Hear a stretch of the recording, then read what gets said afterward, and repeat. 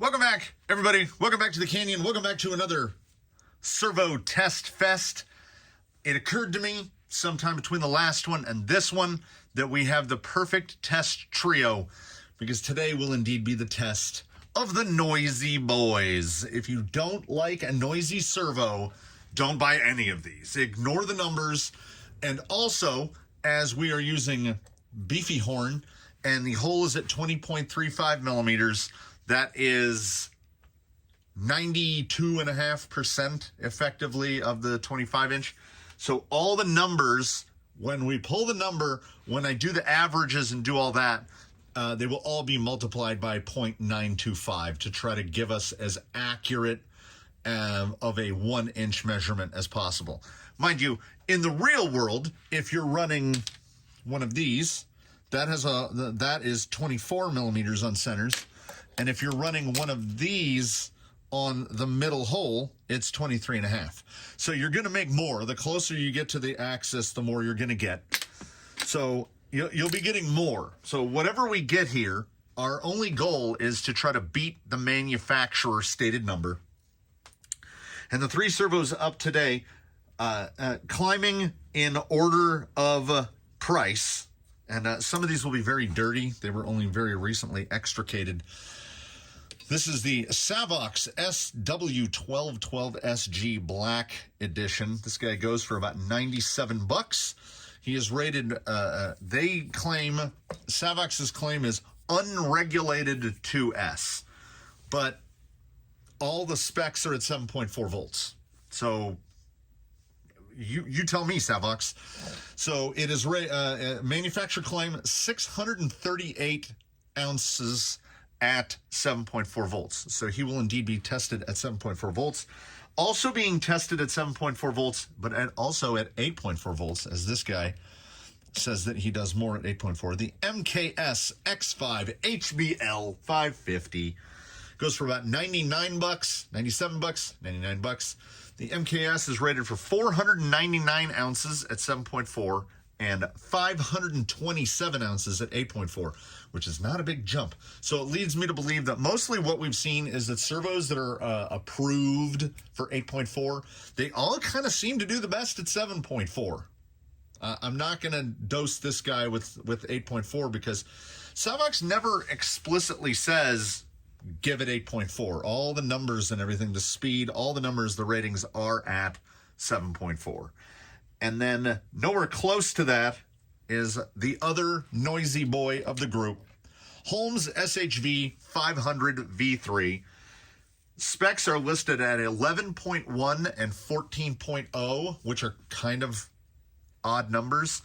It does say on here 12-volt servo. I have always run this one 3S direct, so at 12.6. But we're looking at manufacturer numbers, so we're going to run it 11.1. And then you will know we're going to run it. We're going to test it at 11.1 and 14. And as all of this seems to move linearly, effectively, if you're running it on 3S Direct, whatever number, the number you'll get should be right in between the 11 and the 14. They've all kind of, we're bleeding off voltage here.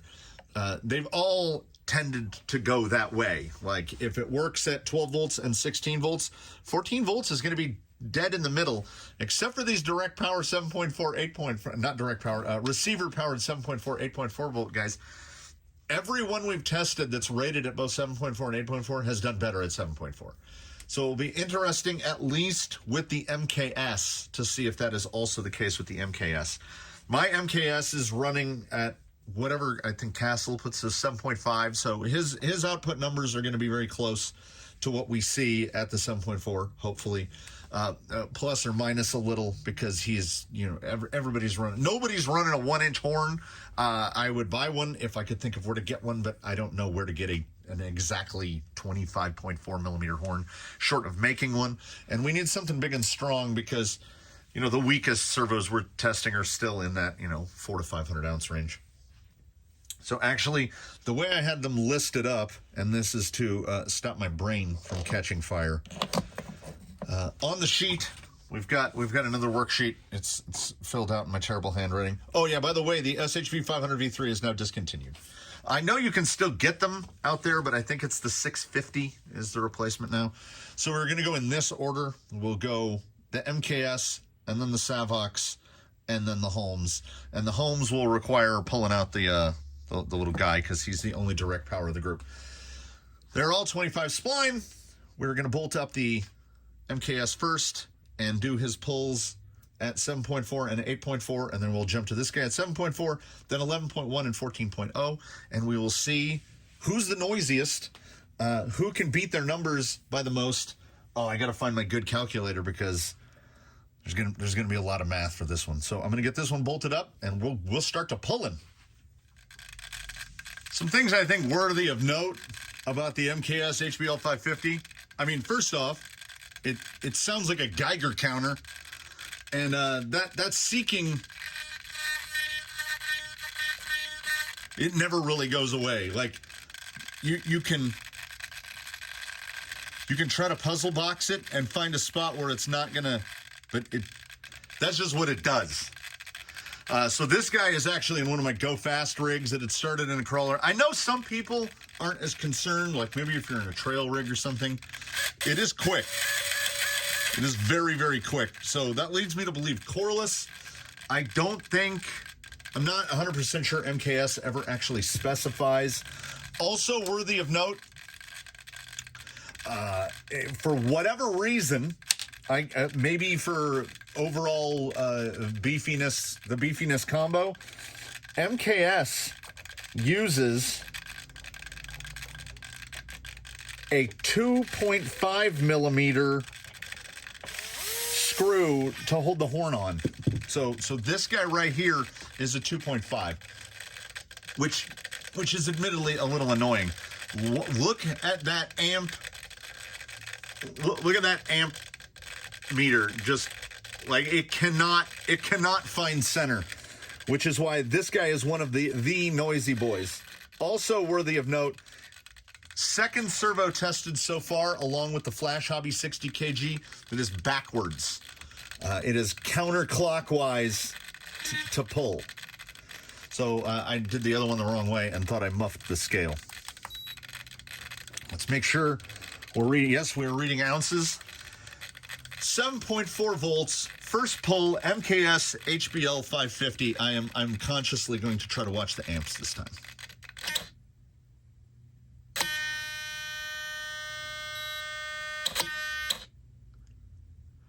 Okay, it's that's a little weird. I'm gonna have to recenter this.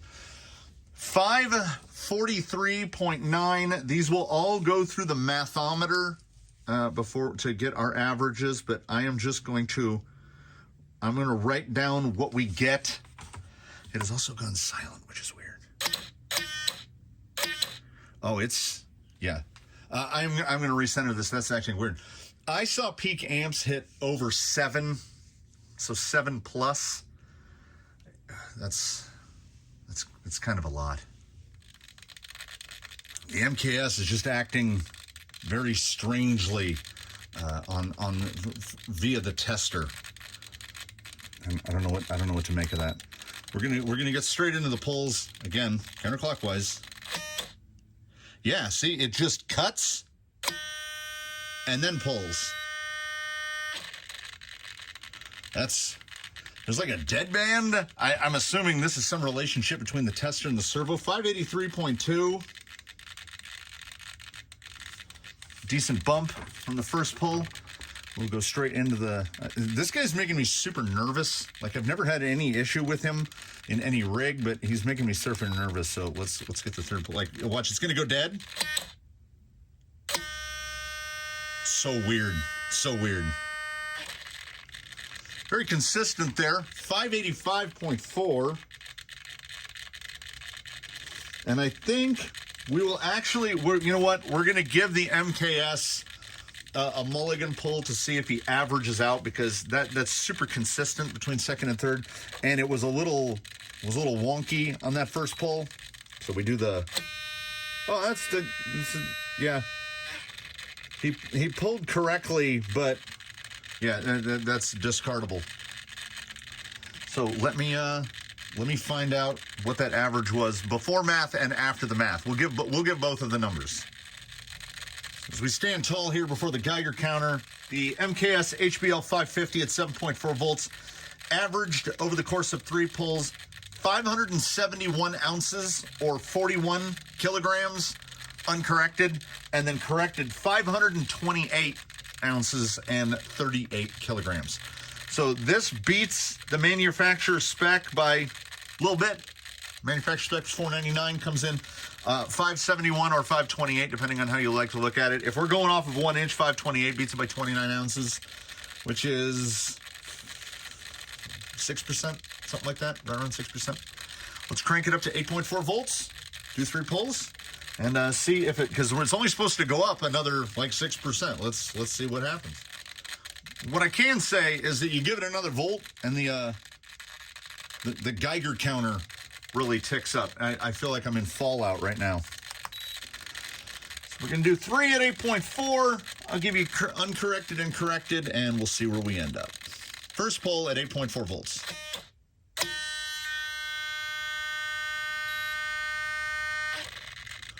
$623.6, which is a significant jump over what the manufacturer states. I can't get over these numbers. Look at that thing. This thing will not find center. Second pull, and that weirdness of it.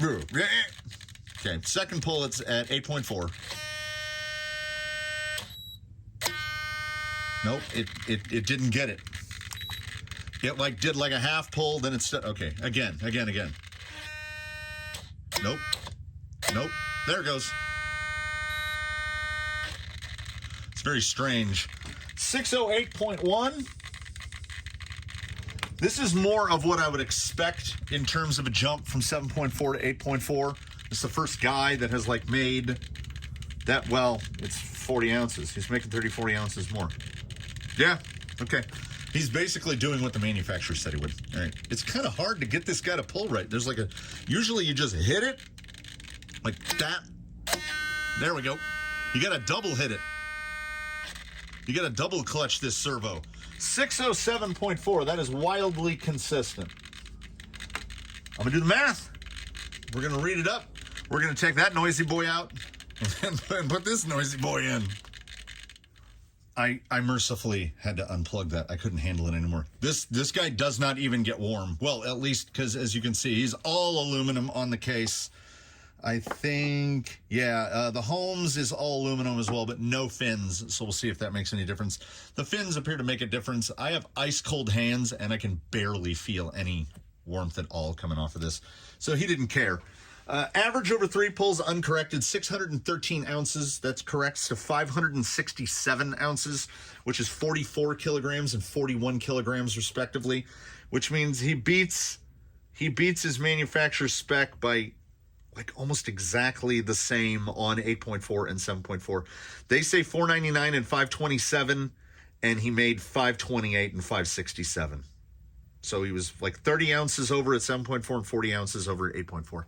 That's pretty much spot on. In terms of spec accuracy, I think the MKS has just shot to the top of, we say it makes this much, and it makes that much. Now, see, he's getting unlimited amps, because this thing will do 10 amps, and I saw some 7s in there.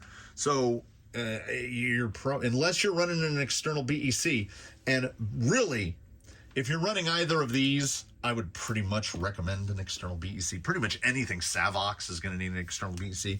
And kind of the same goes for the HBL550. It's just so noisy. Though, I will say, there is one of these in Colonel Mustard, not on an external BEC. It's just running plugged into a Hobbywing Fusion. And it does okay. He's broken panhard bars and axles with it. So apparently it gets enough. But sort of a brownout risk if you're running it off an internal BEC. Now let's add in another noisy boy and another brownout risk, the 1212 going into the rig. The Savox is definitely a drop in radioactivity levels, but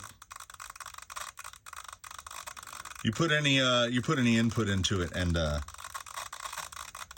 you can make the radiation spike. The amp draw. Look at, see. that's the steadiness we're here for. 0.034 amps. Fairly brisk.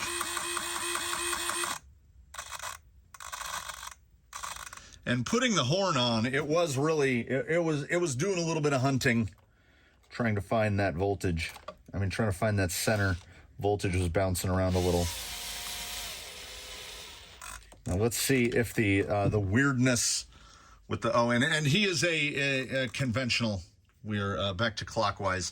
So we'll see if that little weirdness with the controller was strictly due to the MKS or is my $10 servo controller acting a fool. First pull at 7.4 volts on the Savox SW-1212. It's the controller, all right. It's acting real weird. 624.9, which is it's going to land under spec, because he's got to throw a pair of really big pulls right here. Manufacturer spec is 638 at 7.4, and when I do the correction on 624, it's going to be under 600 ounces. But it also has the pull weirdness. So pull 2.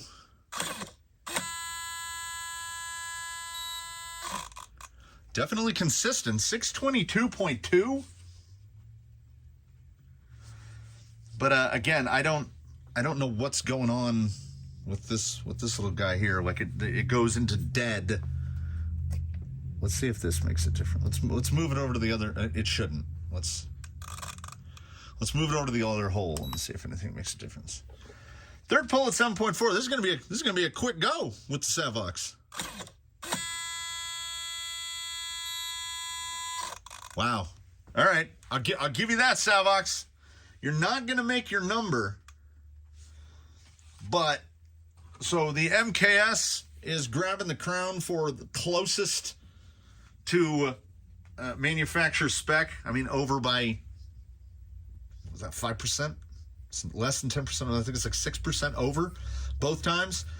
This guy's consistency is almost remarkable, and he's really behaving right now. Usually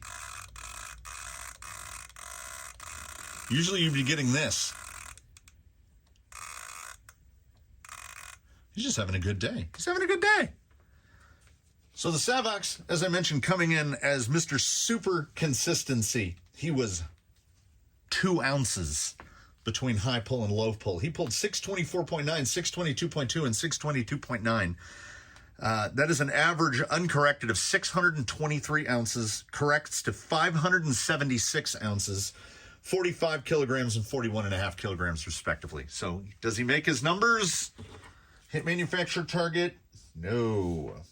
Yes, for the MKS.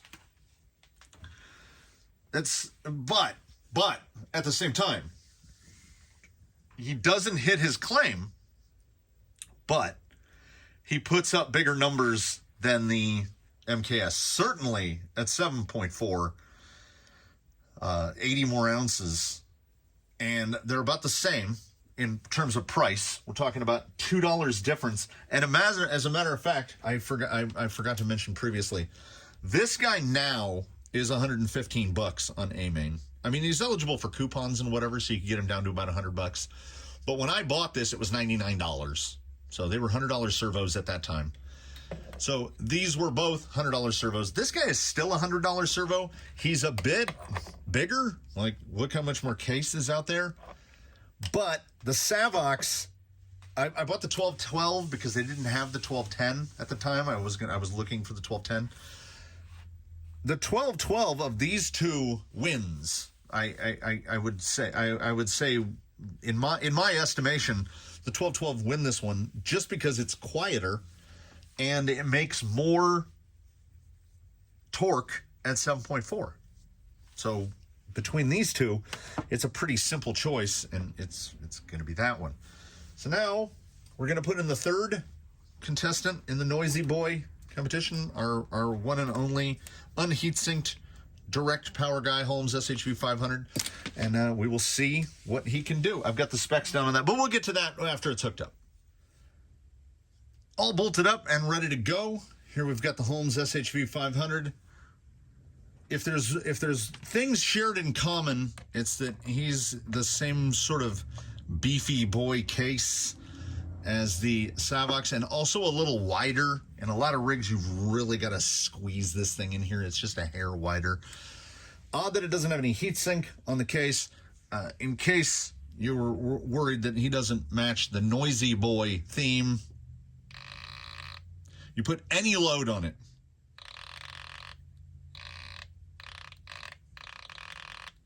and it's there. He's just as fast as the other two. Doesn't quite pull 180. It's about 100, maybe 135 degree of sweep. I don't believe I've ever noticed that before. Could also be the controller. I look like I got this pretty well. Looks like I got that pretty well centered on there. Let's slack it a little. Conventional pull direction. This is the SHV500. We're going to see if this thing acts weird running off of the little, if the board runs weird off the LiPo. Maybe the board was running weird. Maybe a wire's coming loose. I don't know. Anyway. Looks fairly straight. All right. First pull at the 11.1 manufacturer stated voltage.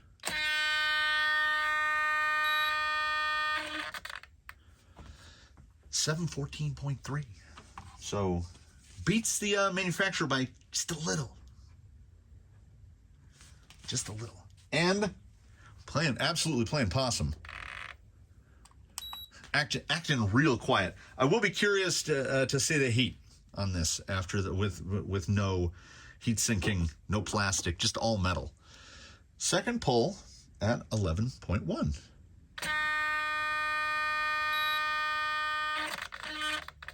The tiniest drop off ever, 709.5. And on this one, instead of watching the pull number, I'm going to watch the amp number, because I don't think I've watched the amp number in like the last 7 pulls. It's really hard to see anyway. But I'm going to look for the peak. Third pull at 11.1 volts. Wasn't bad. I saw like 4.7. So not a lot. Probably settling into right around 4. 703.1 for the final pull. That is also crazy consistent. About 10 ounces in between. I guess we'd call it hardest and softest. Let me do some math. So the Holmes comes through with a 3-pull average 11.1 volts of 709 ounces, 51 kilograms uncorrected, and 656 ounces, 47 kilograms corrected, compared to the manufacturer claimed 580. So beats it reasonably. 76 ounces, that's 12% over. So it beats its manufacturer spec by about double what the MKS does. Very consistent on the 3 pulls. There's no heat in it yet at 11.1. We'll now dial it up, do the 3 pulls at 14.0, and see if those numbers go up. It's a 100-ounce increase according to the manufacturer. Let's see what we get on the rig. Dialed up and ready to pull. This is the first pull for the Holmes SHV500v3 at 14 volts even. Kind of an odd number, but I've had a couple other servos that spec like 14.0 volts even. First pull.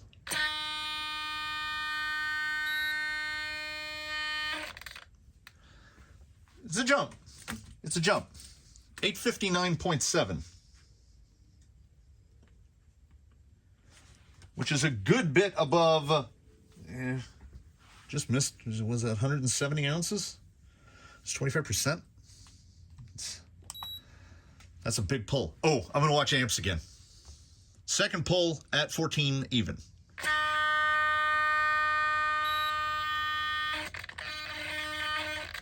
I saw 5.6 in there for the amps. Not insanely high. 800.5, which is I think that's the biggest second pull. Yeah, by far. Yeah, nobody had dropped more than around 15 ounces between first pull and second pull. Most pulls will bump on that second pull for whatever reason. That's a big drop, 859 to 800. Let's get the third pull pulled and see where we average out. Third pull at 14 even.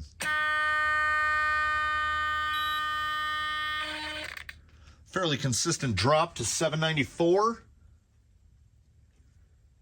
I mean, still, oh, 794.0. Still well above manufacturer spec. A little bit of math, and then we'll wrap the whole thing up. Let's wrap up and tear down at the same time. The Holmes SHV500v3 averaged 818 ounces uncorrected at 14 volts, which corrects to 757 ounces, which are respectively 59 kilograms and 54.5 kilograms. Here are our three participants on the day. Oh yeah, what we need to break down. Two of the three hit the manufacturer target. These two did, and this guy, well, I should go this way, and this guy did not. This guy produced the most torque on average by a fair amount. This guy's best average corrected was 567, 576, and 757. But I think they all measured out pretty well in that 6.19 ounces per dollar, 6.4 ounces per dollar, 5.92 ounces per dollar. So I think in all the cases, if you're okay with that sort of price point, then these guys are all kind of there. Like I say, you can't get this one, and I did not look up what the SHV 650 goes for. I'm imagining around the same in that $130, $140 range. Back when I got this guy, I don't even think he was $100. So, this was pre-supply chain, so things hadn't started to spike up. All of these now cost more than when I got them. I think this guy was in the 80s, like $87, $89. He's now $97. This guy went from $99 to $115, and this guy went from $100 to $138. So everybody jumped. Everybody did pretty well. Everybody's a noisy boy. I'm not going to say that these three are my first choice for anything because they're too expensive to me, and they're all really loud. That's just the thing. And I would like a quiet servo. That 800 ounces can be matched for less money. Will there be durability issues and stuff like that? I don't know. I don't think I've run any servo long enough. Oh, like kind of scared me a little. That I don't know, but I feel more comfortable spending some flash hobby money, $60 servo that does 800 ounces and quietly, and especially this guy, like making his numbers, but coming in mid 500 ounces. There's a lot of servos out there that'll hit mid 500 ounces for $100, and they will for under $100, and they will do it dead silent. But I'm not going to interject too much of my interpretation into it. There are your numbers: 619, 642, 592. Hit it, didn't hit it, but he still beat him. So between the three, I mean, you do have a size issue. This is one of those things. This is why like every panhard bar should be a turnbuckle. Every steer link should be a turnbuckle. Look at the variance in heights of both where the flange is. Then even if we raise these up to where all the flanges are even, no three of those output splines are at the same level. So no matter which one you pick, you're going to, unless you luck out and one lines up with where your stuff is now, you're going to have to adjust some stuff to put that in there. So that ends this one, the episode of the servo test of the noisy boys. They were all noisy. These two acted weird. This guy, the board just likes being run off the little pack. I don't know. There you have it. They did what they did. They were all loud at some point or another. But and that Savox was close. They all delivered. Super consistent. Hit the manufacturer's numbers as closely as possible. And is effectively like Fosgate level under spec'd. Spec'd at 680, averaged 587. Spec'd at 580, averaged 656. So, 10, is that 10%? 60, no, about 15%. It's about 15% under spec. There you have it. Do with this information what you will.